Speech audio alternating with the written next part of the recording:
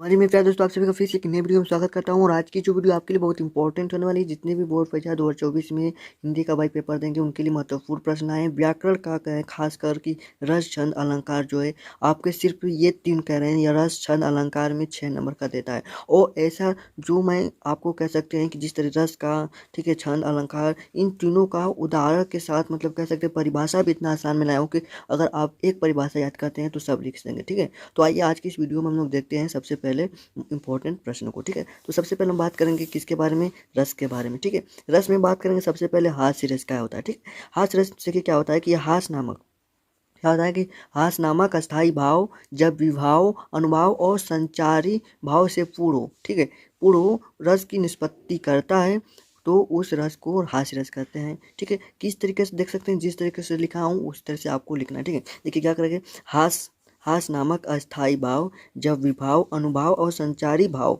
से पूर्ण हो, ठीक है, रस की निष्पत्ति वही करता हो तो उस रस को हास्य रस कहते हैं। जैसे उदाहरण भी बहुत आसान है। ठीक है, एकदम आप कह सकते हैं कि अगर आप कहीं जाकर बीच में, जैसे बाहर भी इस तरह बोल रहे हैं ना कि कहा बंदरिया ने बंदर से चलो नहाने चले गंगा, कहा ने बंदरिया बंदर से चलो नहाने गंगा, बच्चों को छोड़ेंगे घर पे, ठीक है, बच्चों को छोड़ेंगे घर पे होने दो हुड़दंगा। तो ये जो आपके उदाहरण है बहुत आसान तरीके से लिखा हूँ कि आप उसको मजाक में याद कर सकते हैं, जिससे कहीं बोल सकते हैं।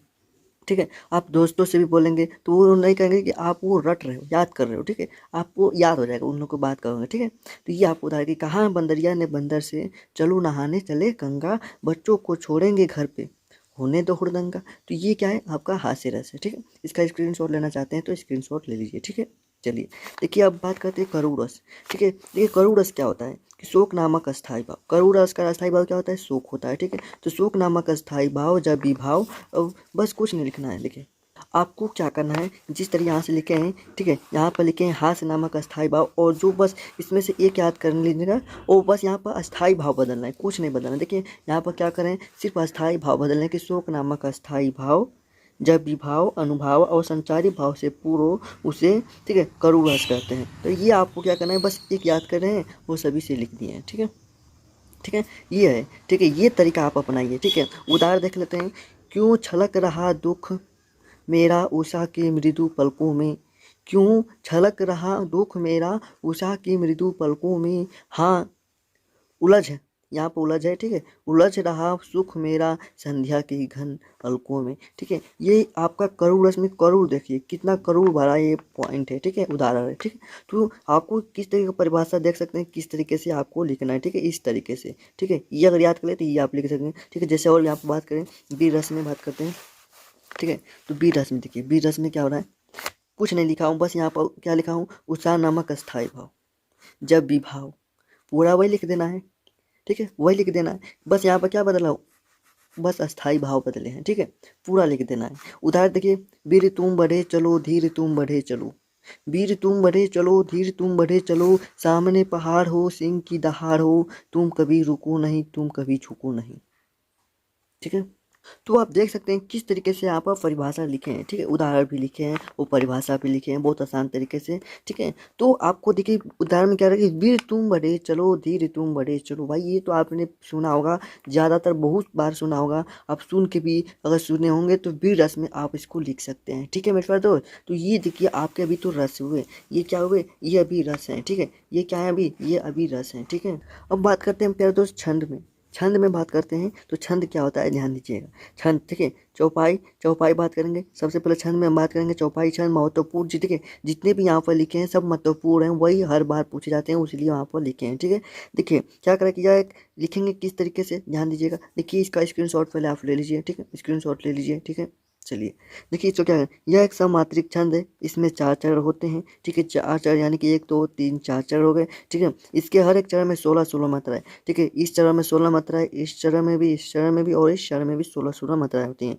तुक के पहले चरण दूसरे। ठीक है, आपको क्या लिखना है, ठीक है, ध्यान दीजिएगा। पहले आपको बहुत मेन पॉइंट लिखना होगा, याद रखना होगा कि चौपाई में 4 चरण होते हैं और उसमें प्रत्येक चरण में 16 मात्राएं होती हैं, देख सकते हैं यहाँ पर। और यहाँ पर ब्लैक पेन से यहाँ पर लिखे हैं, वहाँ पर आप भी ब्लैक पेन से लिख दीजिएगा। ठीक है। निप्रा केरी आशा निशी नासी वचन नखत अवलेन प्रकाशी मानी महिप कुमुद सुखचाने कपटी भूप उल्कुन लुकाने। ठीक है। तो ये देखिए बहुत आसान तरीके से यहाँ पर उदाहरण भी लिखे हुए हैं। ठीक है। आइए इसी तरह दोहा की बात कर लेते हैं। दोहा की बात में दोहा क्या कर रहा है, यह एक असमात्रिक छंद है, इसमें 4 चरण होते हैं। इसके दूसरे और चौथे चरण में 11-11 मात्रा है और पहले और तीसरे चरण में 13-13 मात्रा है। देख सकते हैं। उदाहरण भी देखिए आसान भी है। कारज धीरे होते हैं काहे होते अधीर समय पाए तरवर फरे के तक सींचो नीर। ठीक है। तो देखिए कितना आसान तरीके से अब लिखे गए हैं। ठीक है।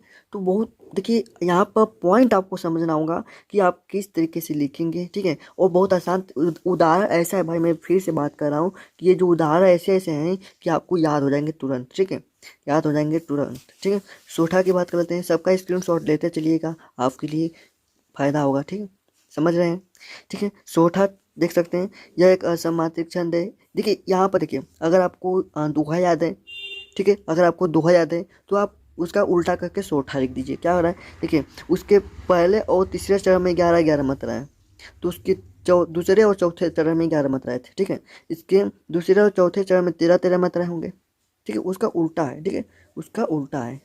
तो बस यहाँ पर याद रखना है कि दोहा सोठा का उल्टा होता है या सोठा दोहा का उल्टा होता है। ठीक है। बस ये पॉइंट आपको याद रखना है। ठीक है मेरे प्यारे दोस्त, ये आपके छंद है। ठीक है। स्क्रीनशॉट ले लीजिए।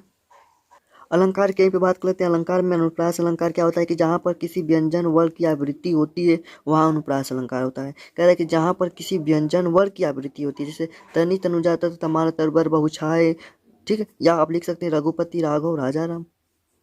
यहाँ पर 2 उदाहरण दिए हैं और दोनों में से आप कोई भी उदाहरण लिख सकते हैं। छोटा तो ये भाई याद रखिए, या ये भी याद रखिएगा। आप सभी को ये याद हमेशा रहता है, ये भाई बहुत सभी लोग को याद होता है कि रघुपति राघव राजा राम।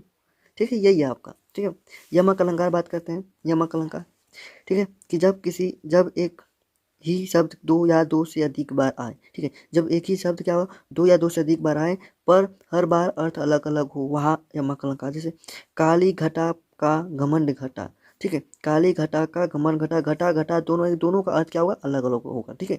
आप अगला देख सकते हैं इस तरह, जैसे उपमा अलंकार है कि उपमा शब्द का अर्थ होता है तुलना। ठीक है। तुलना करना होता है कि जब किन्हीं 2 वस्तुओं के गुण आकृति स्वभाव आदि में समानता दिखाई जाए या 2 भिन्न वस्तुओं की तुलना की जाए तब वहाँ क्या होता है, उपमा अलंकार होता है। हरिपद कोमल कमल से, जो हरि का पद है, जो हरि का पैर है, वो कमल से तुलना की गया है कि उनका जो पैर है किसके, कमल की तुलना क्या क्या है किया गया है। ठीक है। तो ये जितनी भी है आपको मोस्ट इंपॉर्टेंट 6 नंबर देने वाले ये क्वेश्चन है। ठीक है। आपको इसका स्क्रीनशॉट सबका ले लीजिएगा। ठीक है। और आपको वीडियो अच्छा लगा होगा तो वीडियो को लाइक जरूर करिएगा। फिर मिलते हैं एक नई वीडियो में। जय हिंद जय भारत।